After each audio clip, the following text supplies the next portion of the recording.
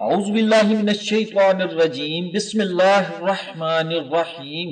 معزز اور محترم سامعین و ناظرین، السلام علیکم ورحمۃ اللہ وبرکاتہ۔ دوستو، دعا ہے کہ دوران بیان ہونے والی کمی بیشی، غلطی، کوتاہی اور زبان کی لغزش کو اللہ تبارک و تعالی اپنی بے مثال رحمت کے سبب معاف فرمائے، آمین ثم آمین۔ حضرت شیخ عبدالحق محدث دہلوی رحمۃ اللہ علیہ ایک عجیب بات لکھتے ہیں کہ جس انسان کی زندگی پاک دامنی کی زندگی ہوگی، اللہ رب العزت اس انسان کی دعاؤں کو کبھی رد نہیں فرمایا کرتے۔ اس کے بعد آپ رحمت اللہ علیہ نے ایک واقعہ نقل کیا۔ فرماتے ہیں کہ دہلی میں ایک مرتبہ قحط پڑا، بارش نہیں ہوتی، لوگ پریشان، جانور پریشان، چرند و پرند پریشان، نہ سبزہ نہ پانی تھا، ہر طرف خشکی ہی خشکی نظر آتی تھی۔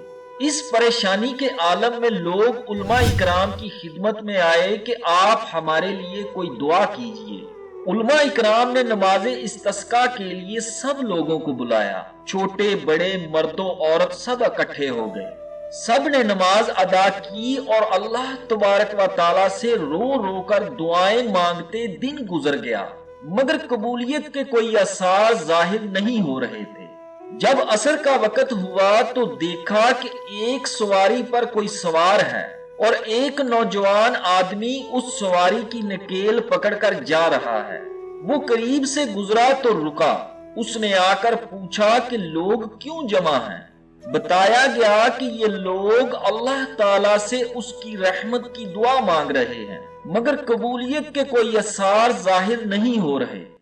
وہ نوجوان کہنے لگا، اچھا میں دعا مانگتا ہوں۔ وہ نوجوان سواری کی طرف گیا اور وہاں جا کر پتہ نہیں اس نے کیا بات کہی کہ تھوڑی ہی دیر میں آسمان پر بادل آ گئے اور سب نے دیکھا کہ چھم چھم بارش برسنے لگی۔ سب حیران تھے۔ چنانچہ جن علماء اکرام کو اس لڑکے کی بات کا پتہ تھا وہ اس کے پیچھے گئے کہ ہم پوچھیں کہ اس کی بات میں کیا راز تھا۔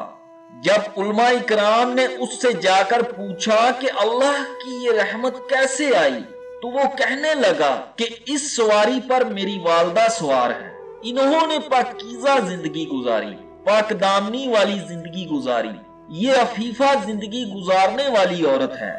جب مجھے پتا چلا کہ آپ کی دعا قبول نہیں ہو رہی ہے تو میں ان کے پاس آیا اور ان کی چادر کا کونا پکڑ کر دعا مانگی کہ اے اللہ، میں اس ماں کا بیٹا ہوں جس نے پاک دامنی کی زندگی گزاری۔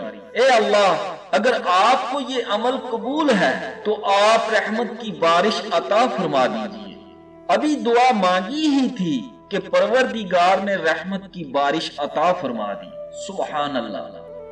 ناظرین گرامی، اس سے معلوم ہوا کہ پاک دامنی کی زندگی گزارنے والوں کی زندگی کی برکت ایسی ہے کہ اللہ بارش برسا دے تو پاک دامن لوگ اللہ کے قریب کیسے درجات پر ہوں گے۔